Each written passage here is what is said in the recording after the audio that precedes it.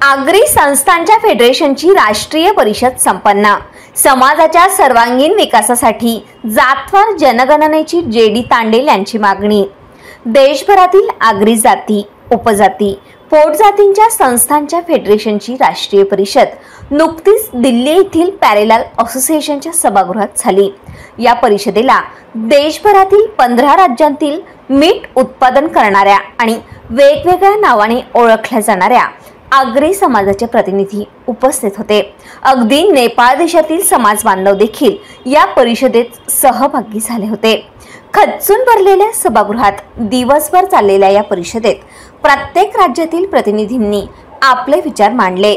विविध नावाने ओळखल्या जाणाऱ्या समाजाला एका छताखाली आणण्यासाठी एका नावाची ओळख असणं गरजेचं आहे।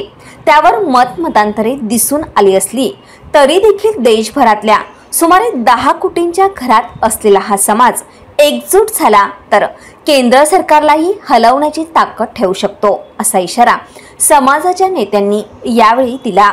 परिषदेला केंद्रीय मंत्री प्रल्हाद जोशी, माजी केंद्रीय मंत्री कपिल पाटील, बिहारच्या आमदार अनिता देवी, कर्नाटकचे खासदार डॉक्टर CN मंजुनाथ, परमपूज्य पुरुषोत्तम आनंदपुरी महाराज, भार्गवानंद स्वामी, श्रीलाला सागर, सूर्यकांत पाटील, कृष्णकुमार भारती, जगदीश प्रसाद लोणिया, दशरथ पाटील हिप्परकर यांच्यासह बिहारचे कमलेश चव्हाण, उत्तर प्रदेशचे DK लोणिया, झारखंडचे सुधीर चव्हाण, छत्तीसगडचे विश्वनाथ नोनीचा, कर्नाटकचे AT सोमेश्वरप्पा, पश्चिम बंगालचे विष्णुदेव लोणिया, हिमाचलचे काश्मीर सिंग, आंध्र प्रदेशचे M जितैया, मध्य प्रदेशचे अमर सिंग चौहान, आसामचे बालदेव चौहान, उत्तराखंडचे सुरेंद्र सिंग, रामरतन खालवाल, पंजाबचे अमरजीत सिंग, हरियाणा येथील दिनेश सिंग, महाराष्ट्र येथून जेडी तांडेल, दीपक म्हात्रे यांच्यासह 15 राज्यातील आगरी समाजाचे प्रमुख नेते आणि समाज बांधव मोठ्या संख्येने उपस्थित होते। समाजाच्या सर्वांगीण विकासासाठी जातवार जनगणना होणं गरजेचं आहे। आपण सर्वांनी त्यासाठी आग्रही होऊया, असं महाराष्ट्राचे अध्यक्ष जेडी तांडेल यांनी सांगितलं। ब्युरो रिपोर्ट, कोकण संध्या न्यूज, पनवेल। मंच के सामने बैठे हुए महानुभाव,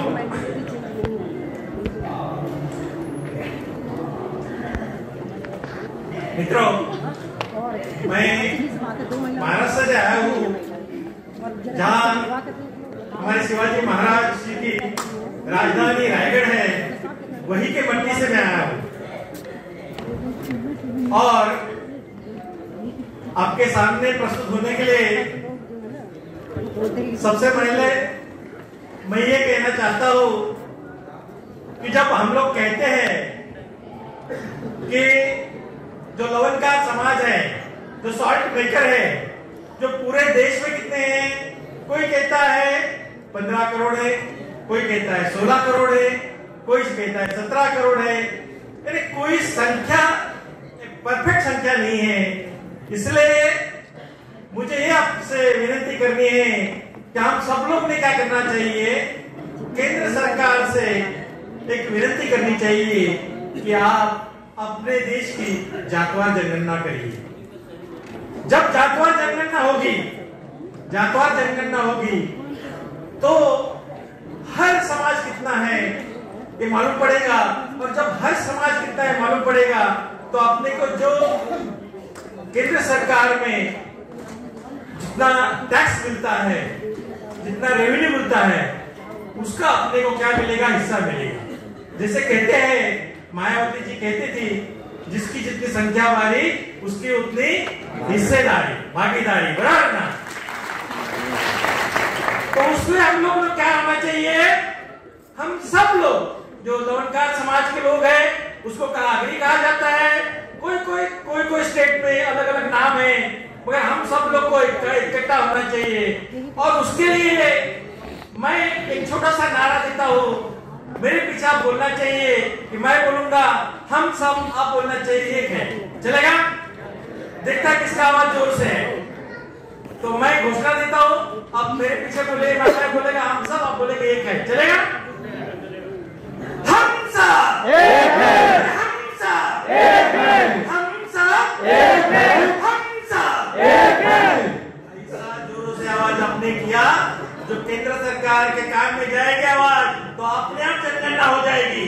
मैं चार्टर्ड अकाउंटेंट हूँ और जहाँ महाराष्ट्र शासन मुझे एक अर्थ तज्ञ करके बुलाता था, जब महाराष्ट्र शासन का जब उधर ये हो जाता था, अर्थ संकल्प होता था, जब मेरे को अर्थ तज्ञ के बुला जाता था और वही समय पे हम सुझाव देते थे कि उधर के सीएम, उधर के जो फाइनेंस मिनिस्टर, उधर के अपोजिशन लीडर, उनको हम सुझाव देते थे कि अपने अर्थ संकल्प में क्या करना चाहिए, क्या नहीं करना चाहिए। देखो दोस्तों, ये जागवार जनगणना हर रोग का इलाज है कि जब आप दबाते हैं, आपकी संख्या मालूम नहीं पड़ती है किसी को, जब आपकी संख्या नहीं मालूम पड़ती तो कोई स्टेट में या अपने देश में आपका हिस्सा आपको नहीं मिलता है। इसलिए शिक्षा में आपकी समृद्धि नहीं होती, आप आर्थिक समृद्ध नहीं होते। जब आपको आपका हिस्सा मिलेगा, जब आपको आपका हिस्सा मिलेगा तो ऑटोमेटिकली कि आपका आर्थिक स्तर बढ़ जाएगा, आपका शिक्षा का स्तर बढ़ जाएगा। फिर जो बहुत सारे मेरे कलीग ने बात की है कि शिक्षा के स्तर में आईएएस ऑफिसर बनना चाहिए, आईपीएस ऑफिसर बनना चाहिए, बनना ही चाहिए कि अगर ये ऑफिसर बनेंगे तो जो अपने कानून बनाते हैं वो कानून बनाने वाले एक्चुअली अगर मंत्री रहेंगे लेकिन जिनके हाथ में उसकी दौड़ रहती है वो आईएएस आईपीएस ऑफिसर रहते हैं, तो बनने चाहिए। उसके लिए अपना हिस्सा हम लोग को मानना चाहिए। मैं तो इतना कहूंगा कि थक कर बैठना नहीं, अब उड़ान बाकी है। थक कर बैठना नहीं, अब उड़ान बाकी है। जमीन खत्म हुई तो क्या, अब आसमान बाकी है। दोस्तों, अपना सबसे बड़ा ऑर्नामेंट क्या है? महाराष्ट्र में लोग कहते हैं कि महाराष्ट्र में आगरी समाज का आर्थिक स्तर ऊंचा है। हम कहाँ रहते हैं महाराष्ट्र में? जो देश की आर्थिक राजधानी मुंबई, ये मुंबई के परिसर में हम रहते हैं, आगरी समाज रहता है। आपको मालूम होना चाहिए कि मुंबई या नई मुंबई जहाँ पे ये है तो वो सारी जमीन, उसमें से मैक्सिमम जमीन अपने आगरी समाज की है। बैठ जाओ भाई, क्या बात है? उधर जमीन का रेट अच्छा है, जमीन को अपने को रेट अच्छा मिला है और उसमें दिवा पाटिल साहब जैसे जो लोग हैं उन्होंने 12.5% का जो ये किया है वो पूरा देश में लागू है। जहाँ जब कोई प्रोजेक्ट को जमीन जाती है तो 12.5% लैंड आपको डेवलप लैंड वापस मिलते हैं और वो डेवलप लैंड से आपको पैसा मिलता है। दोस्तों, हमारे इधर अपना समाज पूरा आक्रामक है, आक्रामक समाज है। इसलिए राज्य की तरफ से जो जितने एमएलए मिलने चाहिए, एमपी मिलने चाहिए वो तो हो जाते हैं, मगर अलग अलग स्टेट में ऐसी स्थिति नहीं है। तो सबसे बड़ा ऑर्नामेंट है अपना आक्रामकता, वो अपने रखनी चाहिए। और आक्रामकता रखेंगे तो हम लोग क्या करेंगे, अपने हक भी ले लेंगे और नहीं मिलेंगे तो छीन के ले लेंगे। आप तो आप अगर 10-15% है, 50 करोड़ है, 10-12% आप है तो आपकी साइज साइजेबल है। आप केंद्र सरकार को भी बोल सकते हैं कि हमको हमारा हक है, हमको देना चाहिए। तो इसलिए हमको अपनी आक्रामकता दिखानी चाहिए। मेरे को 2 शब्द बोलने की अनुमति दी, इसलिए मैं सब को आभार व्यक्त करता हूँ। खाली इतना ही बोलता हूँ कि जिंदगी में बार बार ये मकाम आए, आप हमारे, हम आपके काम आए। क्या बात है? जिंदगी में बार बार ये मकाम आए, आप आपके, हम हमारे काम आए। बस इतनी सी गुजारिश है, बस इतनी सी गुजारिश है कि आने वाले सालों में आपके दोस्तों में हमारा नाम है। धन्यवाद।